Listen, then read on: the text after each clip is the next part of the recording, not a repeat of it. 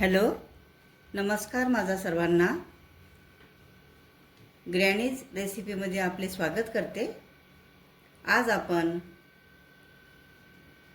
पालकाचे पराठे बनवणार आहोत. त्यासाठी लागणारे साहित्य बघूया. एक जुडी पालक मी चिरून घेतलेला आहे. 2 मोठ्या वाट्या मी गव्हाचं पीठ घेतलेलं आहे. छोटी वाटी बाजरीचं पीठ घेतलेलं आहे. छोटी वाटी बेसन पीठ घेतलेलं आहे, डाळ दळून आणलेली आहे. 1 चमचा जिरं, 1 चमचा तीळ आणि 1 चमचा खसखस या ठिकाणी मी वापरणार आहे. त्यासाठी 4 हिरव्या मिरच्या कतरून घेतलेल्या आहेत आणि कोथिंबीर चिरून घेतलेली आहे. हळद वापरणार आहे आणि लाल तिखट वापरणार आहे आणि वरतून तुपाचा किंवा तेलाचा आपण वापर या ठिकाणी करणार आहोत. तर चला करूया आपली रेसिपी.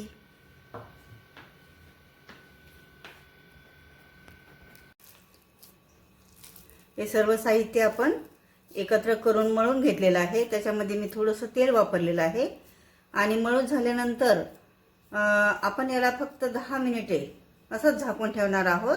थोडं भिजू देणार आहोत आणि नंतर पराठे करायला आपण घेणार आहोत. 10 मिनिट मी पीठ भिजवलेलं आहे. आता त्याचे गोळे करून घेतलेले आहेत आणि आता आपण गव्हाच्या पिठामध्ये त्याला भिजवून ते लाटून घेणार आहोत. पीठ भिजलेलं आहे, त्याचे गोळे करून घेऊया आपण आणि पराठा लाटून घेते मी.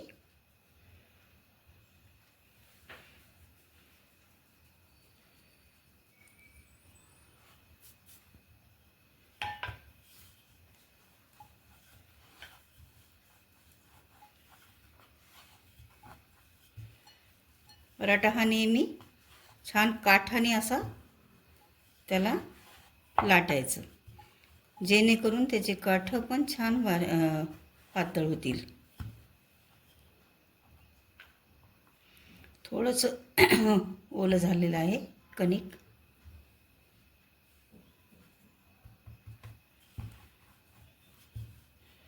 बस, हा आपला पराठा लाटून रेडी झालेला आहे. आपण आता याला छान खरपूस तळून किंवा भाजून घेऊया.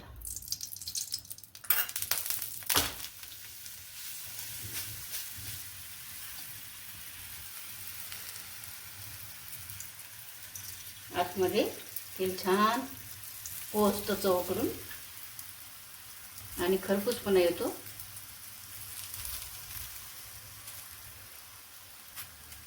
स्लो याच्यामध्येच आपण त्याला भाजणार आहोत, कारण छान कुसकुशीत होतात मग.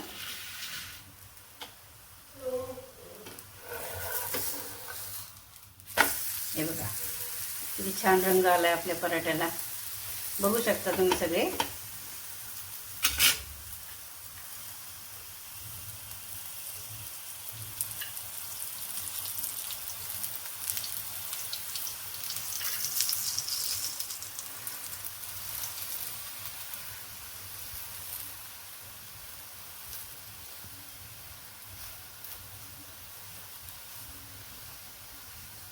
छान लाल झालेले, सगळ्यांनाच आवडतात. चव त्याची अगदी छान भन्नाट आलेली आहे. मसालाच सगळा वापरला, तीळ, त्याच्यानंतर खसखस, लाल तिखट, ठेचा, कोथिंबीर आणि पालक.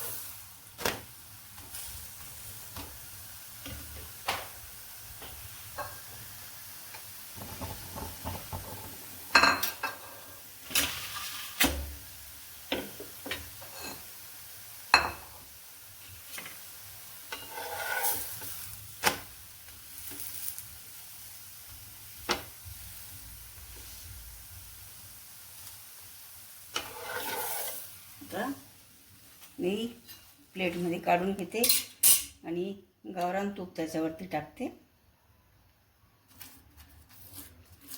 ज्यांना आवडत असेल त्यांनी निश्चितपणे टाकावं, त्याची चव खूपच छान लागते.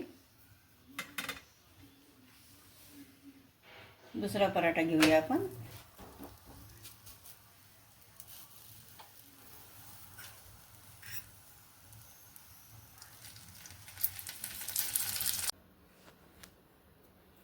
पालकाचे पराठे खाण्यास तयार झालेले आहेत. अगदी झटपट.